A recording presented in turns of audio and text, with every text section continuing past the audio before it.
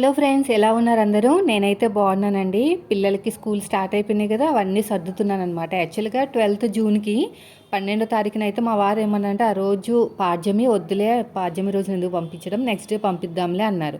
So నాకు తెలిసిన వాళ్ళు కూడా చెప్పాను, గుర్తు చేశానమాట. రేపు మంచి రోజు కాదంట, మరి పంపిస్తారైతే. కొంతమంది అయితే పంపించలేదు, ఇంకొంతమంది పౌర్ణమి మర్నాడు వచ్చే పాడ్యమి పర్లేదు అని మా ఒక ఫ్రెండ్ అయితే పంపించిందనమాట. ఇంకా వద్దనుకున్నప్పుడు మళ్ళీ ఎందుకులే అని ఇంకా నేను సెకండ్ థాట్ అయితే ఏముండదులేండి, ఒక రోజే కదా అని. హాఫ్ డే స్కూల్ అనమాట. ఎలాగో మార్నింగ్ టైంలో కొంచెం అలాగానే ఉంది. 12:30 వరకే స్కూలు, పంపలేదు నేనైతేని. ఇంకా నెక్స్ట్ డే నుంచి ఫుల్ డే అంట, అంటే ఈ రోజు నుంచి అనమాట. ఈ వీడియో వచ్చేసి మీకు ఫ్రైడే వస్తుంది కాబట్టి ఈ రోజు నుంచి ఫుల్ డే. అందుకుని ముందు రోజు అన్నీ సదిరేసి పక్కన పెడుతున్నాను. మామూలుగా అవ్వలేదండి. ఫీజులు కానివ్వండి, బుక్స్ కానివ్వండి, అమ్మో బడ్జెట్ అయితే మామూలుగా లేదు. మా వారైతే సన్యాసంలోకి వెళ్ళిపోతాను బాబోయ్, నా వల్ల కాదంటున్నారు. అంత అంటే మేము ఇప్పుడు డిగ్రీ వరకు ఎంతైతే కాస్ట్ అయితే పెట్టామో, వీళ్ళకి ఒక 2 సంవత్సరాలకి అయిపోతుంది. మా అన్ని గవర్నమెంట్ స్కూల్ కాబట్టి ఎక్కువ కాస్ట్ ఏం కాలేదు. అప్పట్లో అయ్యే ఎక్కువ లేండి. అంటే టెక్స్ట్ బుక్ గవర్నమెంట్ ఇచ్చినా కూడా నోట్ బుక్స్ కానివ్వండి ఉంటాయి కదా, పైన ఖర్చులు కూడా. అప్పట్లో ఆ పరిస్థితి అలాగా. ఇప్పుడైతే ఎంత డబ్బులు అంటే, అందుకునే ఇద్దరు కష్టపడితే కానీ ఇల్లు గడవట్లేదు. సో ఇప్పుడు మా చిన్నోడికి నర్సరీలో కుట్టించిన డ్రెస్ అయితే యూకేజీ వరకు, ఫస్ట్ క్లాస్ వరకు అయితే వెళ్ళిందండి. ఇంకా పైకి వెళ్ళిపోయింది అనమాట. కొంచెం హైట్ అయిపోయాడు కదా, పైకి వెళ్ళిపోయేసరికి కలర్ కూడా మామూలుగా షేడ్ అయిపోయింది మొత్తం కూడా. సరే అని చెప్పేసి కొత్తది కుట్టించాము 2 జతలు. ఇంకా సాక్స్లు అంటారు, ఎవ్రీ ఇయర్ ఇంకా చేంజ్ చేస్తూనే ఉండాలి, అవి సాగిపోతాయి కదా. అవి కూడా కొన్నాము 2 జతలు కొత్తవి. అవి షూస్ ఒకటి, ఫస్ట్ క్లాస్కి వెళ్ళాడు కదా కార్తీక్, ఖచ్చితంగా స్పోర్ట్స్ యూనిఫామ్ అయితే ఉంటుంది. ఒక్కొక్కటి 600 అంట స్పోర్ట్స్ యూనిఫాము. కాబట్టి ఒకటే తీసుకున్నాం. యాక్చువల్గా 2 తీసుకోమంటారు కానీ వద్దులే, ఇప్పటికే చాలా బడ్జెట్ అయిపోయింది. అయితే డేట్ తెలియదండి. వీక్లో 2 టైమ్స్ ఉంటుంది స్పోర్ట్స్. మండే సాటర్డే అయితే ఇంకా పండగ అనమాట. అంటే మధ్యలో గ్యాప్ వస్తుంది కాబట్టి ఉతికేసి ఆరేసుకోవచ్చు చక్కగా. పేరుకి స్పోర్ట్స్ యూనిఫామ్ వైట్ కలర్, కానీ వాళ్ళు వేసుకునేటప్పుడు వైట్గానే ఉంటుంది. స్కూల్ నుంచి వచ్చిన తర్వాత బ్లాక్ అయిపోతుంది దాన్ని ఉతికి ఉతికి. ఇన్ని రోజులైతే నాకు ఈ బాధ లేదండి. హోంవర్క్లు చేయించే బాధ లేదు, ఈ యూనిఫామ్లు ఉతికే బాధ లేదు. చక్కగా మంచిగా ఒక 6:30కో 7కో లేచి ఒక వీడియో ఎడిటింగ్ చేసుకుని బాగుంది, బాగా అలవాటు అయిపోయింది. ఈసారి నాకు ఎందుకు హాలిడేస్ పెద్ద ప్రెషర్ అనిపించట్లేదు. ఎందుకంటే మా పెద్దోడు జయదేవు మోస్ట్లీ 3 వీక్స్ దగ్గర దగ్గర అమ్మ వాళ్ళ ఇంట్లోనే ఉన్నాడు కదా. ఇద్దరు కొట్టుకోకుండా చక్కగా ఒకడే ఇక్కడ ఒకడు అక్కడ ఉండేసరికి అక్కడ వాడు ఎంజాయ్ చేశాడు, ఇక్కడ వీడు ఎంజాయ్ చేశాడు అనమాట. నాకు కూడా ఎక్కడ కూడా కొంచెం కూడా తలనొప్పి అనేది లేదు, చక్కగా ఉంది. లేకపోతే లాస్ట్ ఇయర్ అమ్మో నరకంగా అనిపించిందండి. ఇప్పుడు వచ్చేసాడు కదా, ఈ 4 రోజులు కూడా నాకు చుక్కలుగా అనిపించినాయి. ఇంకా ఈ రోజు నుంచి మీకు రెగ్యులర్గా వీడియోస్ అయితే వస్తాయి, పెడతాను ఖచ్చితంగా. ఎందుకంటే ఇంకా పిల్లలు స్కూల్కి వెళ్ళిపోతే పొద్దున్నే చక్కగా పనులు చేసేసుకుని 11 కల్లా 11:30 కల్లా మీ వీడియో మీకు వచ్చేస్తుంది. ఇవన్నీ పాతే అండి, సాగిపోయినాయి. కొన్ని కొంచెం చిన్నగా అయిపోయినాయి అనమాట. అంటే హైట్ కొంచెం తక్కువ, అంటే ఎప్పుడో కొన్నవి కూడా ఉన్నాయి. అయినా పిల్లలు హాలిడేస్లో ఎదుగుతారంట కదా, సమ్మర్ హాలిడేస్లో. అందుకనే మాకు చెప్పారనమాట తెలిసిన వాళ్ళు, ముందే కొనకండి, హాలిడేస్ అంతా అయిపోయిన తర్వాత పిల్లలు ఎదుగుతారు అప్పుడు కొనండి అని. లాస్ట్ టైము ఏదో చిన్న పొరపాటు చేసాం. షూస్ అనుకుంటా, బ్లాక్ షూస్ అనుకుంటా కొనేసాం ముందు. కొనేసరికి వాళ్ళ హాలిడేస్లో కొంచెం ఎదిగారు, టైట్ అయిపోయిందనమాట. సో ఎలాగో అడ్జస్ట్ చేసుకుని చిన్నబాబుకి ఇచ్చేస్తే, చిన్నబాబు వేసుకున్నట్టున్నాడు కార్తీక్, పర్లేదు. అయితే ఫస్ట్ డే అయితే పంపించలేదు స్కూల్కి. ఇప్పుడు రేపు ఫుల్ డే కాబట్టి ఇవన్నీ స్నాక్స్, అవన్నీ బాక్సులు, వాటర్ బాటిల్ అవన్నీ రెడీ చేసి పెట్టుకోవాలండి. స్నాక్స్ ఏం పెట్టాలో ఇప్పటి నుంచి మళ్ళీ స్నాక్స్, లంచ్ అవన్నీ హడావిడే. ఇంకా అలవాటు తప్పింది కదా, కొంచెం ఇబ్బందిగానే ఉంటుంది. ఇంకా ఇవన్నీ కొంచెం బాగున్నాయి, మిగతా అన్నీ కూడా బాగాలేదండి. వైట్ అయితే మొత్తం పాడేస్తున్నానండి, ఎందుకంటే బాగా బ్లాక్ అయిపోయినాయి. పాడేసే ముందు ఒకసారి మా వారు చూపించి పాడేస్తా.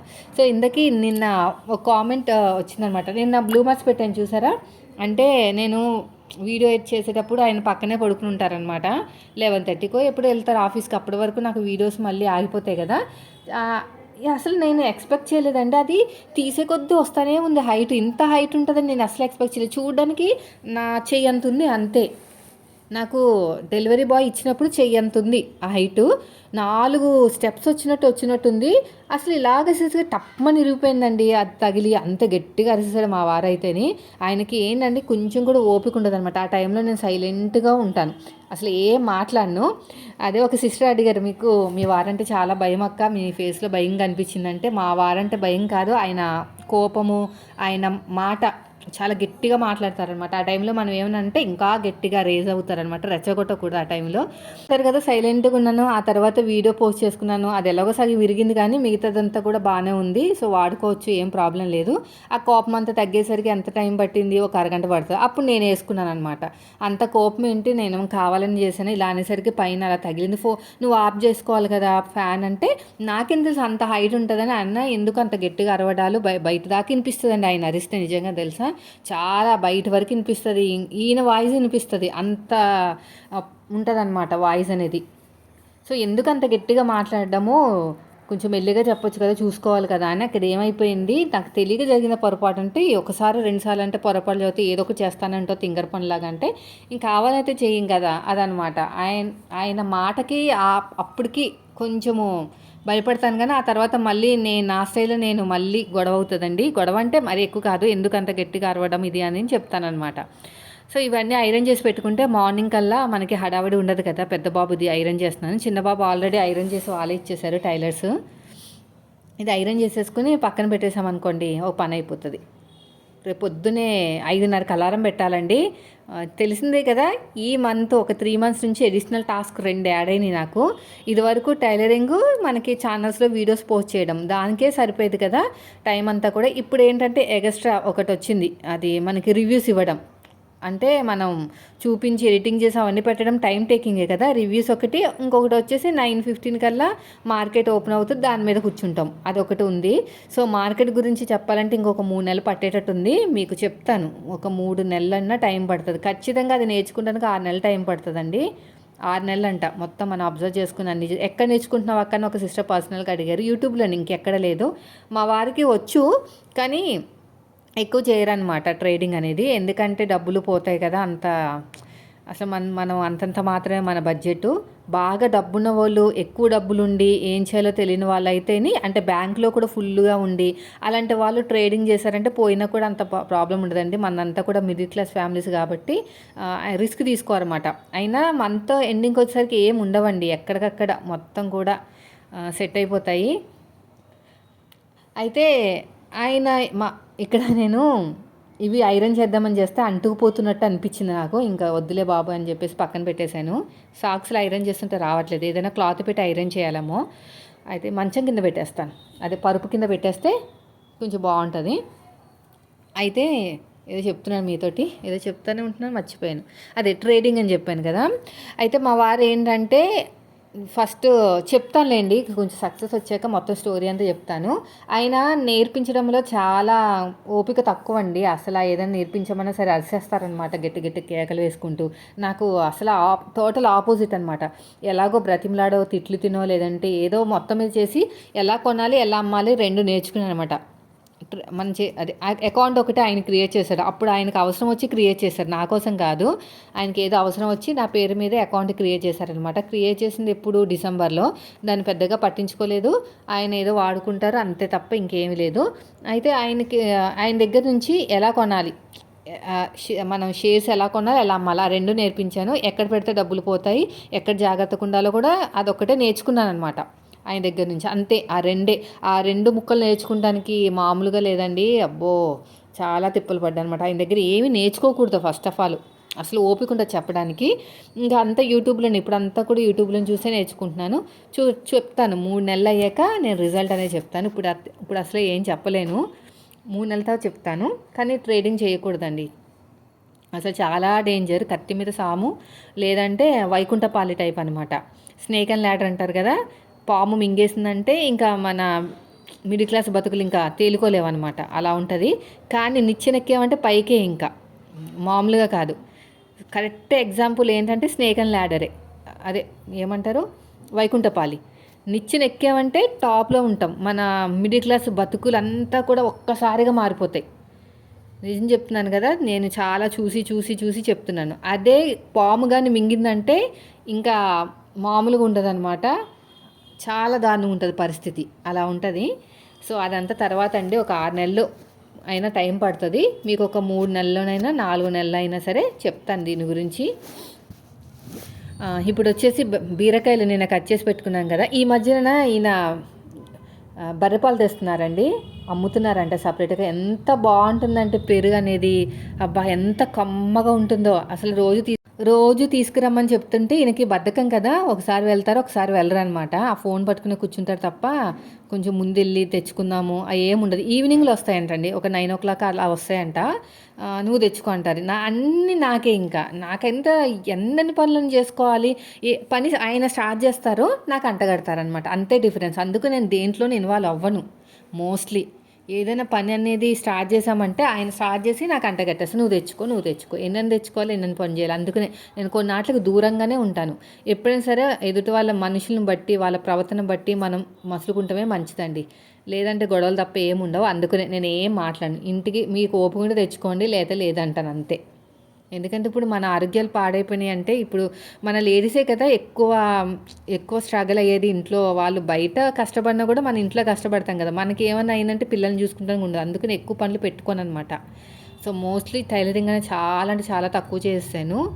ఇవన్నీ పనులు పెట్టుకున్నాను కదా అని కొంచెం సక్సెస్ వచ్చే వరకు కష్టపడాలి. వచ్చిన తర్వాత ఈజీగానే అనిపిస్తుంది మనకి ఏ పని చేసినా కూడా.